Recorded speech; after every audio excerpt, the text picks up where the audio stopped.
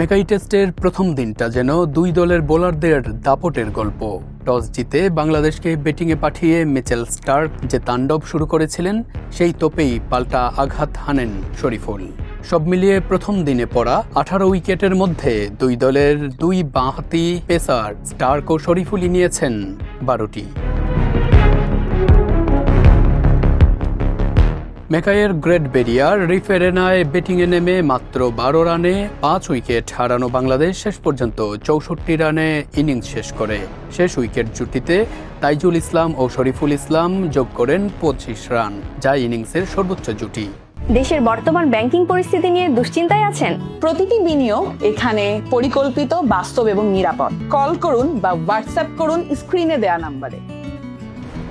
বাংলাদেশের প্রথম 6 ব্যাটসম্যানের 4 জনই ফেরেন 0 রানে। দলের সর্বোচ্চ 14 রান আসে শেষ ব্যাটসম্যান শরীফুলের ব্যাট থেকে। তবে 64 রানে অল আউট হওয়ার ধাক্কা সামলে বল হাতেই বাংলাদেশ যেভাবে ফিরেছে, সেটি দিনের শেষের বড় গল্প। চোট কাটিয়ে ফেরা পেসার শরীফুল সুইং মুভমেন্ট ও বাউন্সারের মিশেলে দুর্দান্ত বোলিংয়ে ম্যাচে ফেরান দলকে।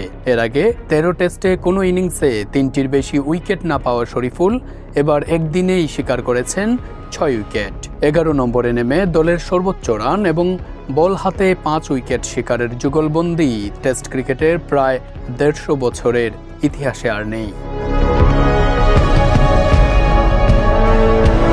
145 রানে 6 উইকেট হারিয়ে চাপে পড়া অস্ট্রেলিয়া শেষ পর্যন্ত দিন শেষ করেছে 8 উইকেটে 165 রানে। ক্যামেরন গ্রিন 51 রানে এবং নাথান লায়ন 10 রানে অপরাজিত আছেন।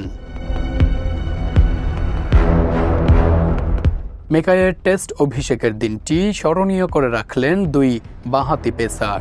18 উইকেটের উথাল পাথাল দিনে ব্যাটিং ব্যর্থতার পরও লড়াইয়ে ফিরে বাংলাদেশ দিন শেষ করেছে হাসিমুখ নিয়ে।